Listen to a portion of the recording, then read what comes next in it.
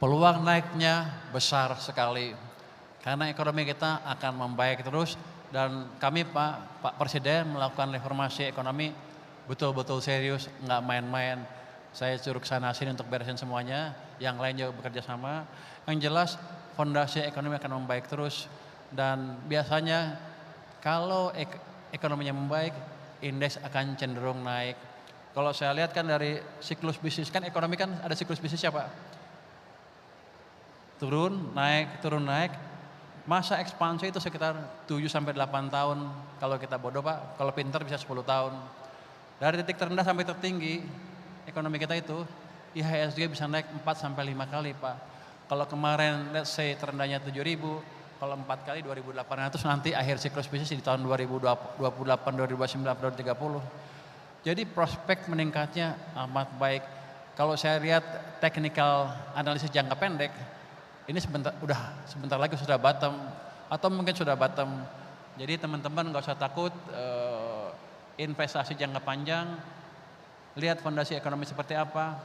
Selama saya Menteri Keuangannya, fondasi ekonomi akan membaik terus ke depan dan IHSG pasti akan naik secara bertahap. Jadi Anda nggak usah takut.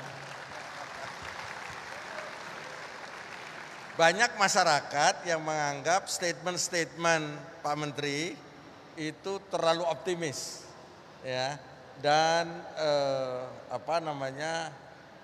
terlalu over optimis bahkan gitu. Nah, apa tanggapan Pak Menteri? Itu bukan over optimis Pak, itu calculated move. Kita hitung langkah-langkah kita seperti apa, kita lihat dampaknya, kira-kira emang akan ke sana. Kan kalau teori ekonomi saya udah udah lulus Pak, udah katam. Kata Pak Sete kan kalau di Ken semua teori ekonomi kita udah katam, tinggal prakteknya aja. Jadi saya tinggal mempraktekkan semua ilmu-ilmu yang saya peroleh di sekolah maupun waktu di Ken di bawah pimpinan Pak Sete. Jadi kalau saya sampai gagal, ya Pak Sete yang salah juga. Lu ngajarnya salah ilmunya. Nah, jadi bukan over optimis Pak. Kalau kita lihat kan orang bilang kita mau hancur triwulan keempat. Ketika tumbuhnya 5,39, mana yang komentar yang bilang mau hancur itu? Nggak ada. Terus bilang triwulan 1 akan hancur. Ketika 5,6, mereka bilang apa? Datanya palsu katanya. Nanti sekarang kalau tumbuh kencang juga saya lihat dari mobil segala macam arahnya ke atas tadi kan. Nanti mereka cari alasan yang lain. Tapi saya nggak peduli, saya akan pastikan tetap ekonomi kita tumbuh dengan baik. Kita pastikan semua mesin-mesin ekonomi berjalan dengan baik dengan pengetahuan yang kita punya maupun dari masukan dari Pak Sete dan ilmu-ilmu yang saya dapatkan selama saya di Ken. Nggak mungkin gagal, kalau gagal dia yang salah. Jadi saudara-saudara sekalian, saya memang mengenal Pak Purbaya ini sudah lebih dari 20 tahun.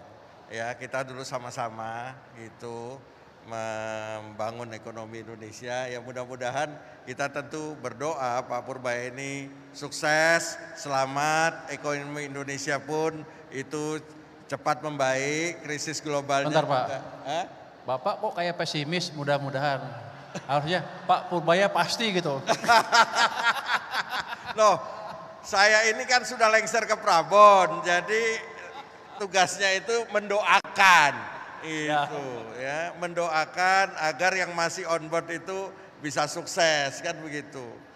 Jadi untuk saudara-saudara sekalian, teman-teman sekalian juga memahami bahwa Pak Purbaya ini sebenarnya tadinya tidak bisa datang ke acara Jogja Financial Festival ini karena ingin menunaikan ibadah haji. Tapi karena sesuatu hal akhirnya ditunda, alhamdulillah bisa hadir di tengah kita semua. Ya, tentu kita menghargai.